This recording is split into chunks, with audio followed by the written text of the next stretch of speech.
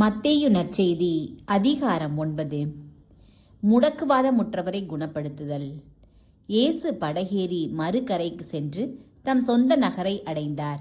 அப்பொழுது சிலர் முடக்குவாதமுற்ற ஒருவரை கட்டிலில் கிடத்தி அவரிடம் கொண்டு வந்தனர். இயேசு அவர்களுடைய நம்பிக்கையை கண்டு முடக்குவாதமுற்றவரிடம், மகனே, துணிவோடிரு, உன் பாவங்கள் மன்னிக்கப்பட்டன என்றார். அப்பொழுது மறைநூல் அறிஞர்கள் சிலர், இவன் கடவுளை பழிக்கிறான் என்று தமக்குள் சொல்லிக் கொண்டனர். அவர்களுடைய சிந்தனைகளை இயேசு அறிந்து அவர்களை நோக்கி, உங்கள் உள்ளங்களில் நீங்கள் தீயென சிந்திப்பதேன்? உன் பாவங்கள் மன்னிக்கப்பட்டன என்பதா, எழுந்து நட என்பதா? எது எளிது? மண்ணுலகில் பாவங்களை மன்னிக்க மானிட மகனுக்கு அதிகாரம் உண்டு என்பதை நீங்கள் அறிந்து கொள்ள வேண்டும் என்றார். எனவே அவர் முடக்குவாதமுற்றவரை நோக்கி, நீ எழுந்து உன்னுடைய கட்டிலை தூக்கி கொண்டு வீட்டுக்கு போ என்றார். அவரும் எழுந்து தமது வீட்டுக்கு போனார். இதை கண்ட மக்கள் கூட்டத்தினர் அச்சமுற்றனர். இத்தகைய அதிகாரத்தை மனிதருக்கு அளித்த கடவுளை போற்றி புகழ்ந்தனர். மத்தேயுவை அழைத்தல்.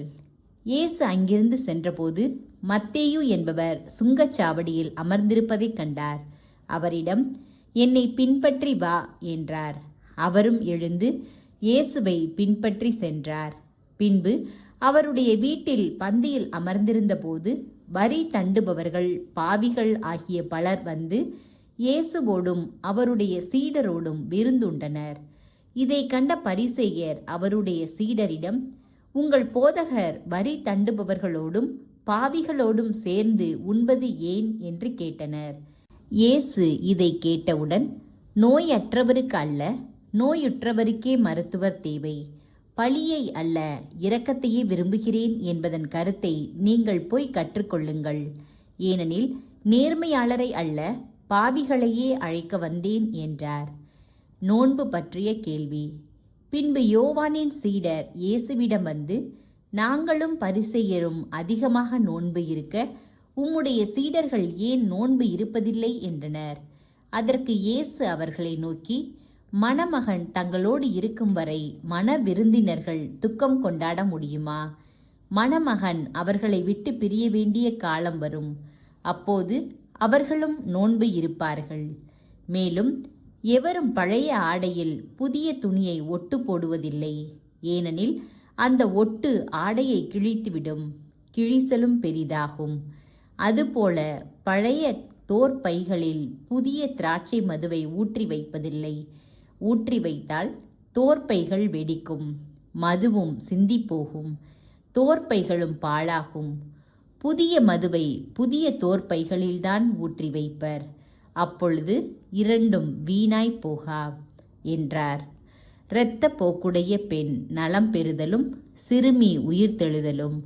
அவர்களுடன் இவ்வாறு இயேசு பேசிக் கொண்டிருந்த பொழுது தொழுகை கூட தலைவர் ஒருவர் அவரிடம் வந்து பணிந்து, என் மகள் இப்போதுதான் இறந்தாள். ஆயினும் நீர் வந்து அவள் மீது உம் கையை வையும், அவள் உடனே உயிர் பெறுவாள் என்றார். இயேசு எழுந்து அவர் பின்னே சென்றார். இயேசுவின் சீடர்களும் அவரை பின்தொடர்ந்தனர்.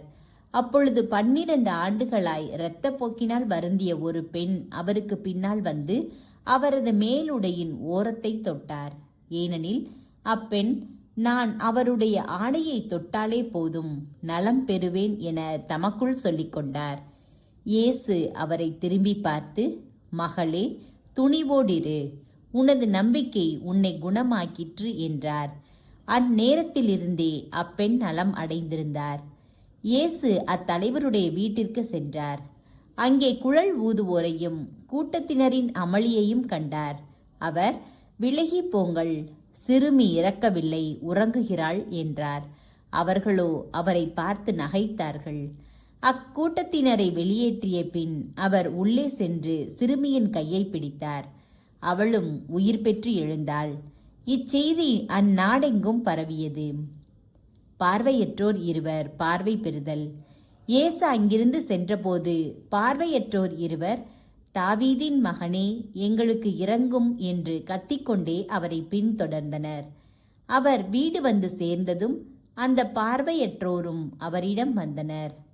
இயேசு அவர்களை பார்த்து, நான் இதை செய்ய முடியும் என நம்புகிறீர்களா என்று கேட்டார். அதற்கு அவர்கள், ஆம் ஐயா என்றார்கள். பின்பு அவர் அவர்களின் கண்களை தொட்டு, நீங்கள் நம்பியபடியே உங்களுக்கு நிகழட்டும் என்றார். உடனே அவர்களின் கண்கள் திறந்தன. இயேசு அவர்களை நோக்கி, யாரும் இதை அறியாதபடி பார்த்து கொள்ளுங்கள் என்று மிக கண்டிப்பாக கூறினார். ஆனால் அவர்கள் வெளியே போய் நாடெங்கும் அவரை பற்றிய செய்தியை பரப்பினார்கள். பேச்சிழந்தவர் பேசுதல்.